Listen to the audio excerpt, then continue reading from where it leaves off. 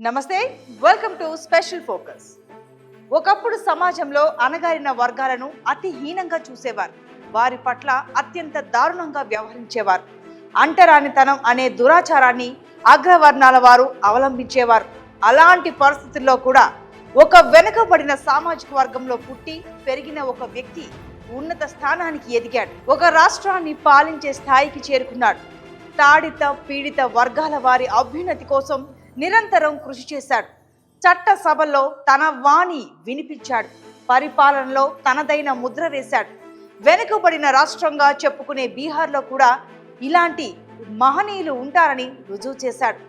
ఆయన మరెవరో కాదు, బీహార్ రాష్ట్ర మాజీ సీఎం కర్పూరి ఠాకూర్.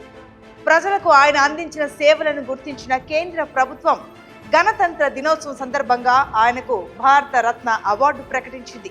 దేశనే एक बड़ा निर्णय लिया है। जननायक कर्पूरी ठाकुर जी को भारत रत्न देने का। కులం ప్రస్తావన అనవసరమే అయినప్పటికీ ఆయన పుట్టిన కులం పేరు చెప్పుకోక తప్పదు. కర్పూరి ఠాకూర్ నాయి బ్రాహ్మణ సామాజిక వర్గానికి చెందినవారు. తక్కువ జాతి కులంలో పుట్టినప్పటికీ ఉన్నతమైన విలువలతో పెరిగిన వ్యక్తి కర్పూరి ఠాకూర్.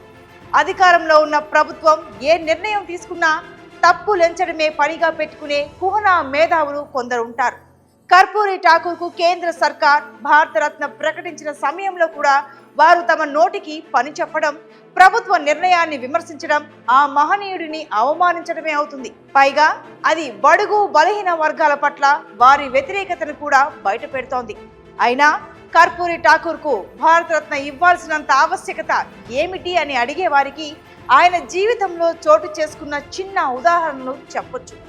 ఒకానొక సమయంలో కర్పూరి ఠాకూర్ జయప్రకాష్ నారాయణ్ జయంతి కార్యక్రమానికి హాజరయ్యారట. అయితే ఆ సమయంలో తన ఆర్థిక స్థితి బాగోలేక చిరిగిన చొక్కానే వేసుకున్నారట.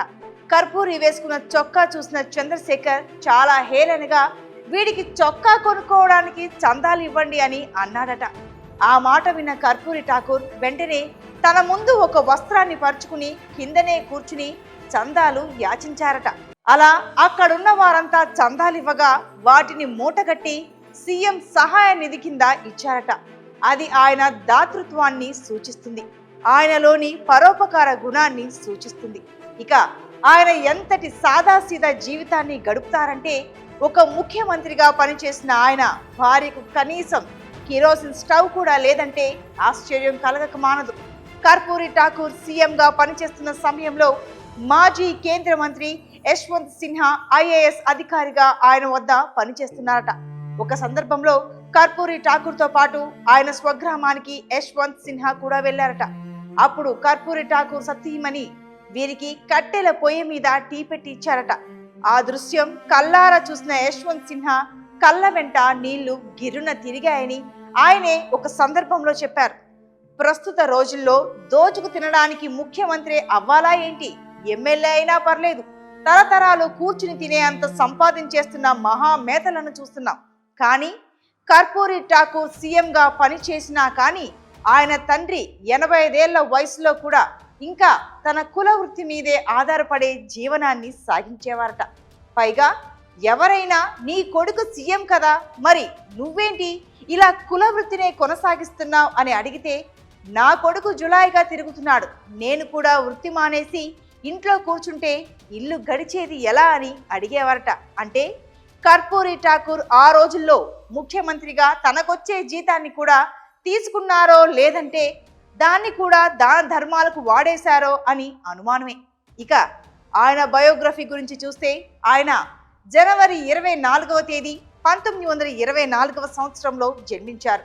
బీహార్ రాష్ట్రానికి 11వ ముఖ్యమంత్రిగా పనిచేశారు. ఆయన 2 పర్యాయాలు సీఎంగా బీహార్ ప్రజలకు సేవలందించారు. మొదటిసారి ఆయన 1970 డిసెంబర్ నెలలో సీఎంగా ఎన్నికై 1971 జూన్ నెల వరకు పనిచేశారు. ఆ తర్వాత 1977వ సంవత్సరం జూన్ నెల నుండి 1979 ఏప్రిల్ నెల వరకు సీఎంగా ఉన్నారు. అతని స్వగ్రామం పితౌంజియా, అది సమస్తీపూర్ జిల్లాలో ఉంది. ప్రస్తుతం ఆ ఊరిని కర్పూరి పేరుతో పిలుస్తున్నారు. ఆయన తల్లిదండ్రుల పేర్లు రామ్ దులారీ దేవి, గోకుల్ ఠాకూర్. డిగ్రీ చదువుకునే సమయంలో క్విట్ ఇండియా ఉద్యమంలో పాల్గొనేందుకు చదువును మధ్యలోనే విడిచిపెట్టారు. స్వాతంత్ర్యం వచ్చిన తర్వాత తన స్వగ్రామంలో స్కూల్ టీచర్గా కూడా పనిచేశారు. 1952లో తాజ్పూర్ నియోజకవర్గం నుండి సోషలిస్ట్ పార్టీ తరపున మొట్టమొదటిసారిగా ఎమ్మెల్యే అయ్యారు. ఆయన జీవితంలో జైలు వెళ్లిన సందర్భాలు, నిరాహార దీక్షలు చేపట్టిన సందర్భాలు కూడా ఉన్నాయి. 1970 నాటికి ఆయన బీహార్ రాష్ట్రానికి మంత్రిగా, ఉప ముఖ్యమంత్రిగా కూడా పనిచేశారు. ప్రస్తుతం చాలా మంది సీఎంలు చెబుతున్న మద్యపాన నిషేధం అనే మాటను ఆయన సీఎంగా పనిచేసిన కాలంలో ఆచరణలోకి తెచ్చారు. ఇక లాలూ ప్రసాద్ యాదవ్, రామ్ విలాస్ పాస్వాన్, దేవేంద్ర ప్రసాద్ యాదవ్, నితీష్ కుమార్ వంటి సీనియర్ నేతలు కూడా ఆయనను గురుభావంతోనే గౌరవిస్తారు. ఆయన ఫిబ్రవరి 17వ తేదీ 1988వ సంవత్సరంలో కన్నుమూశారు. ఆయన ఈ లోకాన్ని విడిచిపెట్టి 35 సంవత్సరాలవుతోంది.